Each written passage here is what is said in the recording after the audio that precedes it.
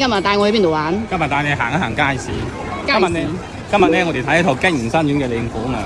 京吳新苑咧，以前我就買得比較多嘅，而家就少咗啲。今日帶大家懷舊一下呢套房咧，佢係扶梯嘅兩房，都係出翻10幾個，我哋一齊睇睇。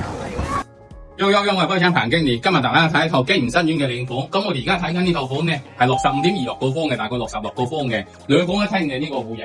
咁我哋而家呢一邊咧就係我哋嘅呢一個房間啦。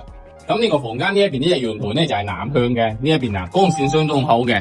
咁我哋而家再出去睇睇我哋嘅客廳。呢隻房間咧，我度咗下大概有15個方左右嘅使用。咁呢個廳咧，佢就係3.2米乘4.4米嘅寬度，3.2米乘4.4米夠晒闊嘅呢一邊啊。咁呢一邊咧就係我哋呢一隻朝向，呢邊嘅朝向就係北向，係啊，光線相當好嘅呢一度啊。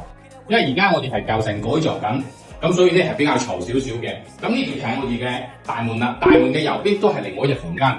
咁呢隻房間咧就圍到2.4米乘3.2米嘅。係啊，光線都比較冇錯，普通風透氣嘅，為到嘅係南北對流噶啦。因為佢係舊城改造嘅樓下，所以比較嘈少。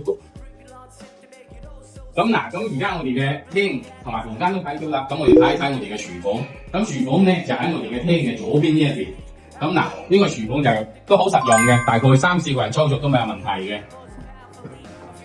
咁廚房嘅呢一邊咧就係南嘅，咁廚房呢一邊再望翻我哋呢一個就係我哋嘅衛生間啦。衛生間已經整晒好嘅，就係因為業主咧係一手買入，就按翻當時嘅裝修改造。